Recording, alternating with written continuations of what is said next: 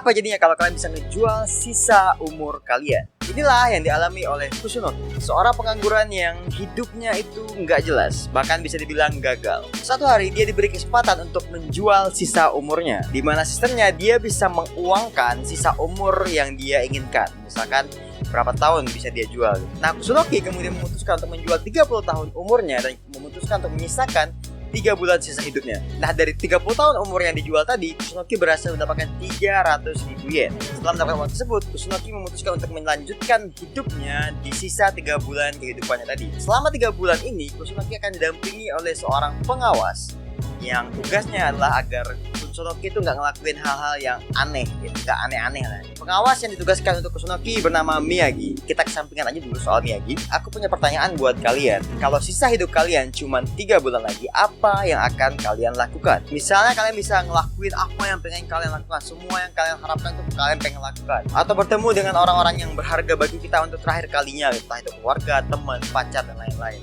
Ataupun yang bersenang-senang dengan uang yang didapatkan tadi.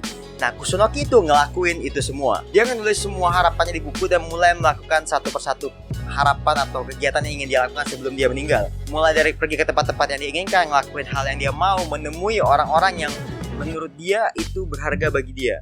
Namun seiring berjalannya waktu, Kusunoki akhirnya sadar bahwa banyak hal dalam hidupnya itu yang gak sesuai dengan apa yang dia bayangkan. Mulai dari teman-temannya, realitas kehidupan dan masa depannya, sampai arti hidupnya sendiri itu benar-benar gak ada artinya lagi. Lalu sebenarnya apa yang paling berharga dalam hidup itu? Tanpa dia sadari, ternyata selama Kusunoki menjalani sisa hidupnya tadi, dia terus berinteraksi dengan Miyagi setiap harinya ya, karena Miyagi selalu ada untuk mengawasi Kusunoki. Mereka pun saling mengenal, saling dekat, dan akhirnya saling punya perasaan satu sama lain. Kusunoki pun mulai mengalihkan fokusnya dari berbagai hal yang dia anggap penting tadi kepada dirinya sendiri dan Miyagi. By the way, Miyagi ini cuma bisa dilihat Kusunoki ya. Jadi kalau mereka ngobrol, mereka berinteraksi, orang lain gak bakal bisa ngelihat si Miyagi. Kayak Kusunoki itu kayak ngobrol sendiri aja gitu. Sampai-sampai dia tuh dianggap kayak orang yang gak waras lagi. Tapi Kusunoki gak peduli akan hal itu. Dia cuma peduli dengan dirinya dan Miyagi. Bagaimana mereka bisa saling bahagia bersama. Manga ini menggambarkan bahwa waktu itu bisa dibilang gak berharga seperti sisa hidup Kusunoki tadi. Dan bisa juga menjadi sangat berharga ketika sisa hidup yang pendek dan singkat itu memiliki tujuan. Entah itu fokus pada diri sendiri, entah itu fokus pada masa depan, atau itu fokus kepada orang yang kita